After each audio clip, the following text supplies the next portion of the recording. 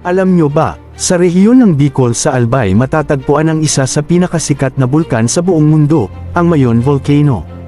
Kilala ito hindi lamang sa halos perpektong hugis nito, kundi pati na rin sa makulay at minsan ay mapanganib na kasaysayan. Sa unang tingin, parang isang painting ang itsura ng Mayon. Isang perpektong cone na tila maingat na hinulma ng kalikasan.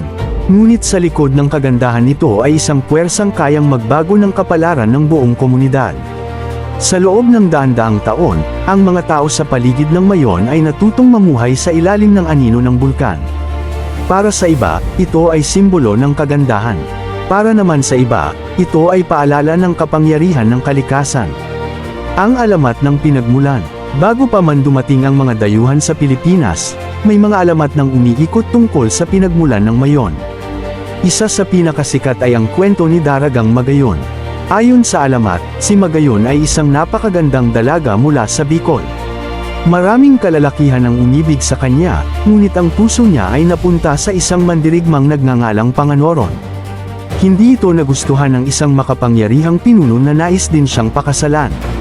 Nagkaroon ng labanan, at sa trahedyang sumunod ay namatay ang dalawang nagmamahalan. Ayon sa kwento, kung saan sila inilibing ay tumubo ang isang napakagandang bundok, ang Mayon.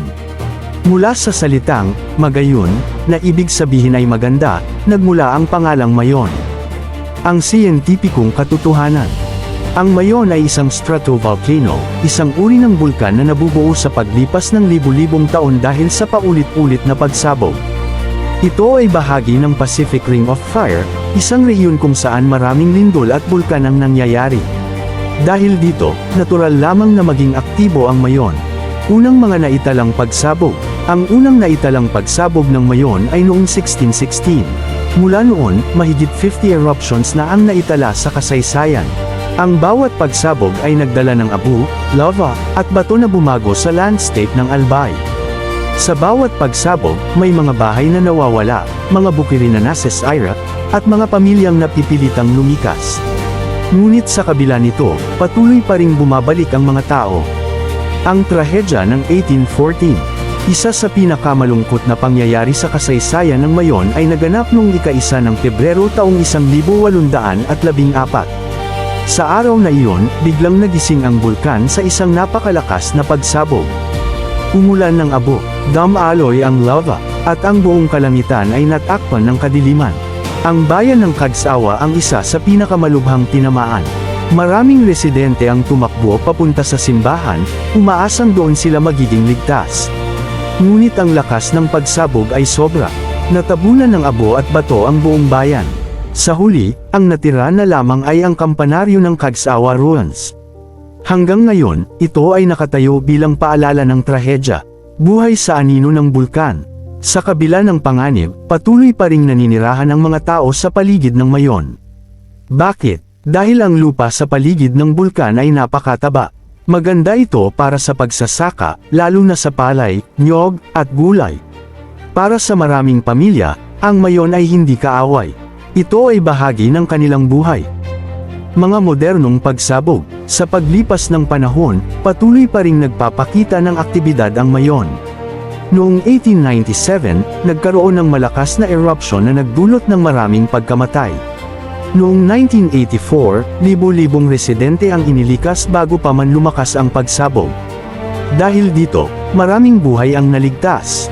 Noong 2018, muling naglabas ng lava at abo ang Mayon. Maraming turista ang namangha sa tanawin ng lava sa gabi.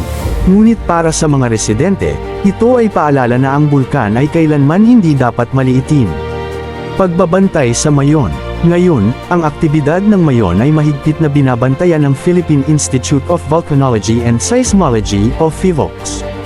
Gumagamit sila ng modernong teknolohiya upang makita kung kailan posibleng sumabog ang bulkan. Kapag tumataas ang alert level, agad na inaalam ng mga awtoridad kung kailangan ng lumikas ang mga residente. Dahil dito, mas handa na ang mga komunidad kumpara noong sinaunang panahon.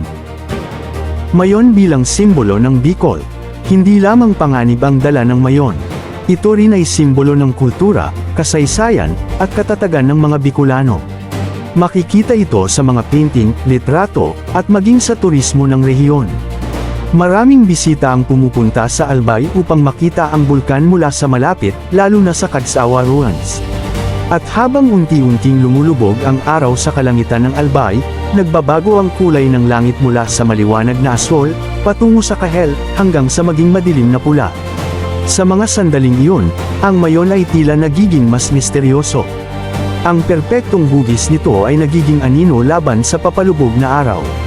Tahimik itong nakatayo, parang isang sinaunang bantay na nagmamasid sa paglipas ng panahon.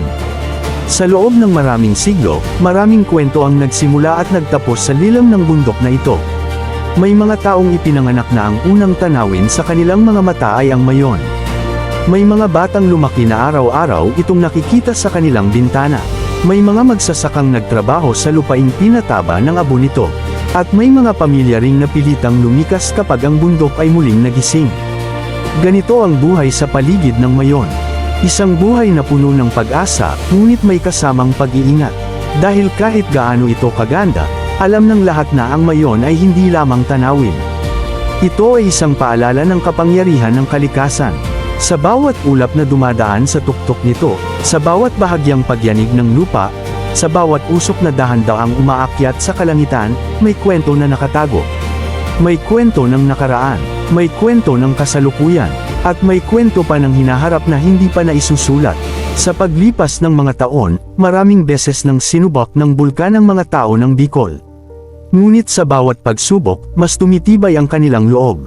Natuto silang makinig sa kalikasan. Natuto silang maghanda. At higit sa lahat, natuto silang bumangon. Dahil para sa kanila, ang mayon ay hindi kaaway. Isa itong bahagi ng kanilang pagkakakilanlan. Isang simbolo ng kanilang lupain. Isang bundok na nagsisilbing saksi sa kanilang kasaysayan. Kapag gabi na at ang buong kapatagan ay tahimik na, ang mayon ay nananatiling nakatayo sa ilalim ng mga bituin. Mula sa malayo, para itong isang higanteng natutulog. Ngunit sa loob ng bundok na iyon ay may apoy na patuloy na gumagalaw. Isang puwersa na maaaring manatiling tahimik sa loob ng mahabang panahon. Ngunit hindi kailanman tuluyang nawawala. At marahil yun ang dahilan kung bakit patuloy itong hinahangaan ng mundo. Dahil ang mayon ay hindi lamang tungkol sa pagsabog o panganib. Ito ay tungkol sa kwento ng tao at kalikasan na magkasamang nabubuhay.